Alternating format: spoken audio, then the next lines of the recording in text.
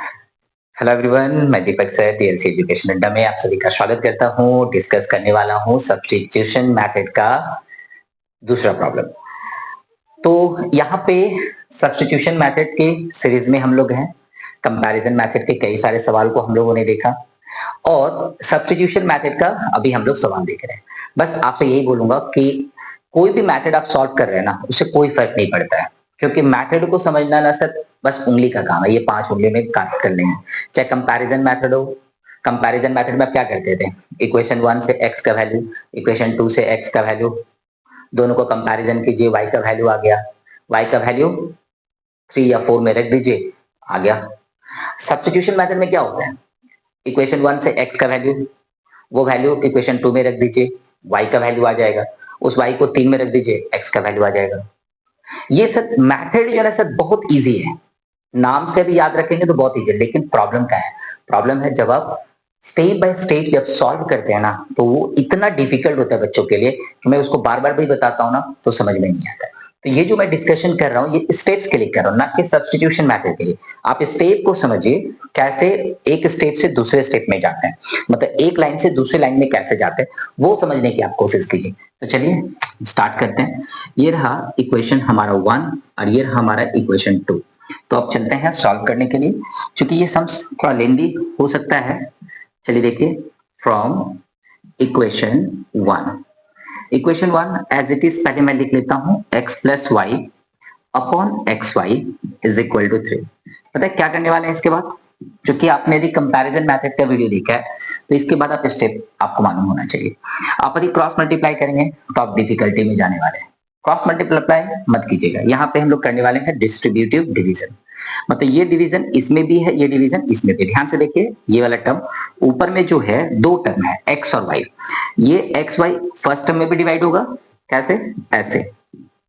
और y में भी डिवाइड होगा, ऐसे। ये स्टेप समझ में आया आपको?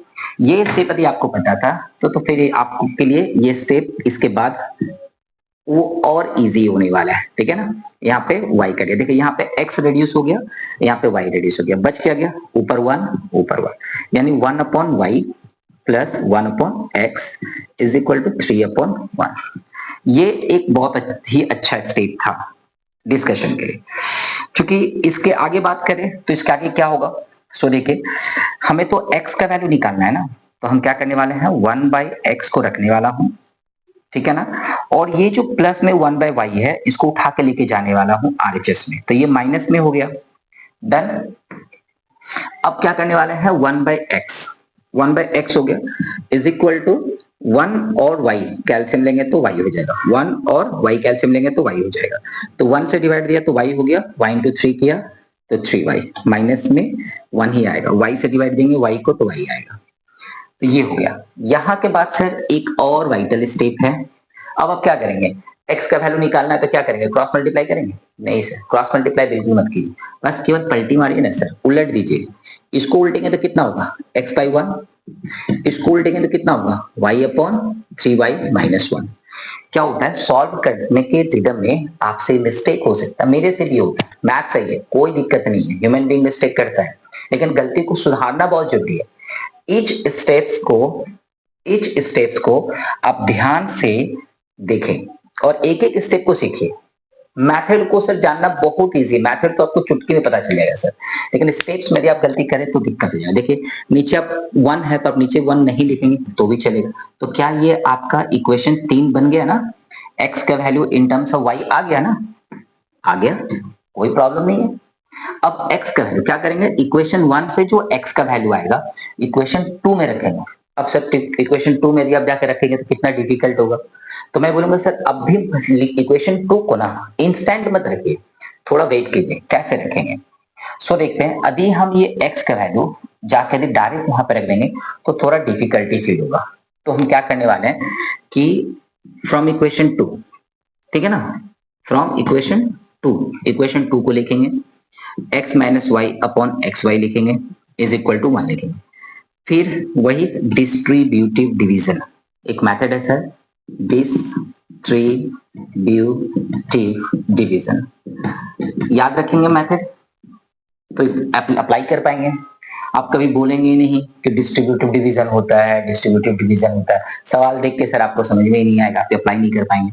अप्लाई करना है तो आपको बोलना होगा कि डिस्ट्रीब्यूटिव डिवीजन होता है।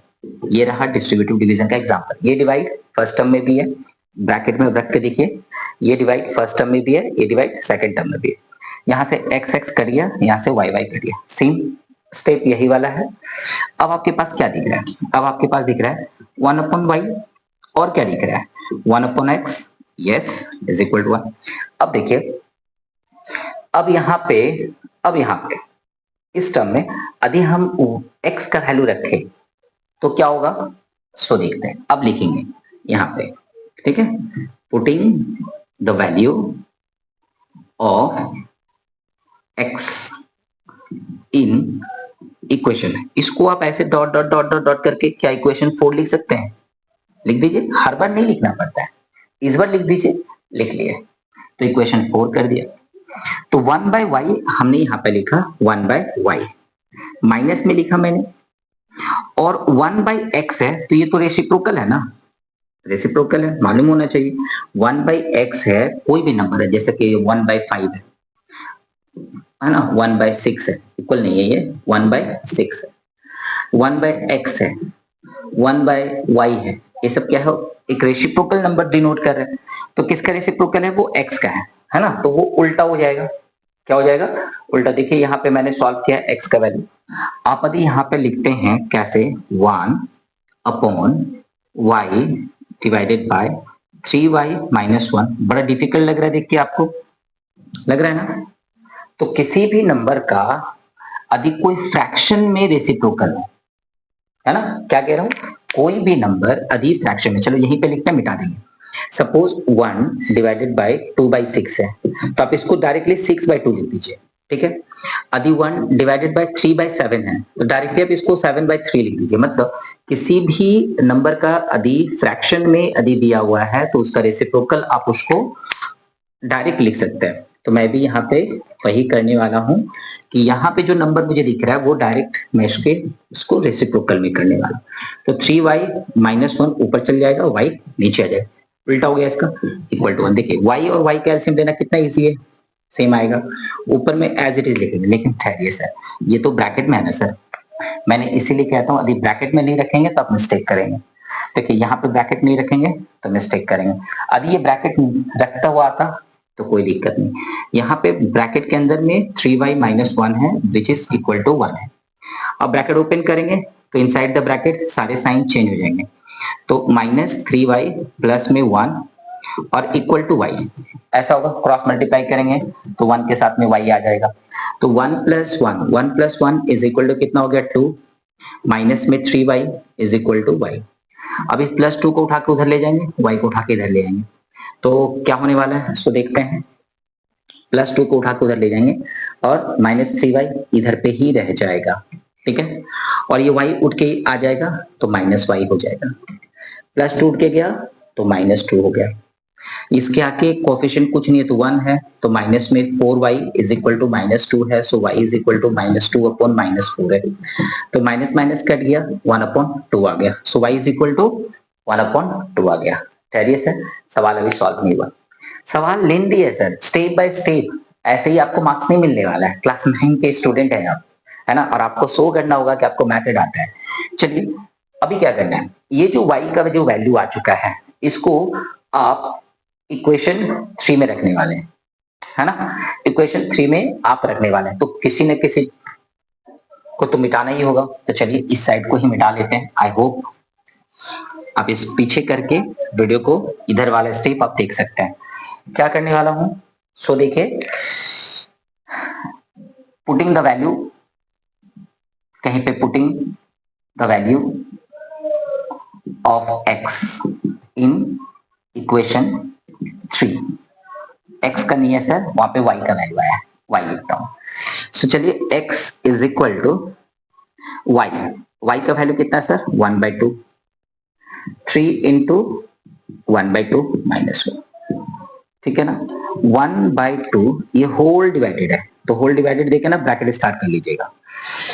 3/2 है, माइनस में 1 है, तो 1/2 होल डिवाइडेड, पहले आपको एलसीएम लेके सॉल्व करना होगा, 3 - 2 सर 1/2 होल डिवाइडेड बाय कितना आ गया सर 1/2। देखिए 1/2 डिवाइडेड बाय 1/2 तो आपका तो 1 ही आएगा, है ना, कितना आएगा 1 आएगा। क्वेश्चन ये है कि हमारा जो x का वैल्यू आया है, हमारा जो y का वैल्यू आया है, क्या वो परफेक्ट है, क्या वो सही है ना। एग्जाम में बैठा हूँ और मुझे सेटिस्फाई नहीं हो रहा है कि इतना लंबा सवाल सॉल्व किया हूँ, मेरा मेहनत कहीं बर्बाद ना हो जाए। चलिए थोड़ा चेक करते हैं। हमारे पास में x का वैल्यू 1 है, y का वैल्यू कितना है हाफ है। तो सर x और y को यदि मल्टीप्लाई करेंगे तो हाफ ही आएगा। देखिए नीचे xy है ना, xy, तो xy को यदि मल्टीप्लाई करेंगे कितना आएगा 1 × 1/2 यानी हाफ ही आने वाला है। डन। तो ये एक टॉपिक था कि xy का वैल्यू हाफ आने वाला है। ठीक है, अब क्या करना है सर, x प्लस वाई करना है, मतलब 1 के साथ में हाफ को ऐड करना है, x प्लस हाफ, यानी सर 2 × 2 + 1 3/2 ऊपर से आ गया। x प्लस वाई का वैल्यू कितना आ गया सर, x प्लस वाई का वैल्यू हमारा 3/2 आ गया। और इसके साथ में हमारा डिवाइडेड कितना है सर 1/2, यानी कितना होगा सर 3/2 × 2/1, 2 कट गया 3 आ गया। यानी सर इक्वेशन 1 से मैंने वेरीफाई करके देखा कि जो हमारा सॉल्यूशन आया है, जो हमारा सॉल्यूशन आया x का वैल्यू 1 और y का वैल्यू हाफ, वो मैंने इक्वेशन 1 में या इक्वेशन 2 में रख के मैंने देखा, मुझे पता चला कि सर ये तो राइट है, राइट है, मतलब आपको मार्क्स मिल रहा है। अभी ये मैच नहीं करता, एलएचएस आरएचएस मैच नहीं करता सर, तो आपको मार्क्स नहीं मिलने वाला था, सॉरी आपको मार्क्स मिलने वाला नहीं था। इसलिए वेरीफाई करके आइएगा एग्जाम में, ज्यादा से ज्यादा 30 सेकंड या 40 सेकंड लगेगा, 1 मिनट ले लीजिए ना सर। ठीक है, आपको अभी शॉर्ट ट्रिक तो यूज करना नहीं है ना सर, फ्यू सेकंड में तो सॉल्व करने नहीं है, आपके पास सफिशिएंट टाइम होता है। तो पूरा एक्सप्लेनेशन के साथ में आप स्टेप प्रैक्टिस कीजिए जहां से आपका मार्क्स जा कटे। ठीक है, तो चलिए मिलते हैं नेक्स्ट सम्स के साथ में, सब्स्टिट्यूशन मेथड का और कोई दूसरा प्रॉब्लम लेके आऊंगा। अभी ये डिस्कशन अच्छा लगा प्लीज लाइक एंड शेयर कर दीजिए दोस्तों में, और चैनल पर नए होंगे तो प्लीज सब्सक्राइब कर लीजिएगा। ठीक है, और बेल आइकन को हिट कर लीजिए क्योंकि नया वीडियो यदि आता है तो आपके पास नोटिफिकेशन पहले जाएगा। ठीक है, चलिए मिलते हैं नया video. Thank you, bye bye.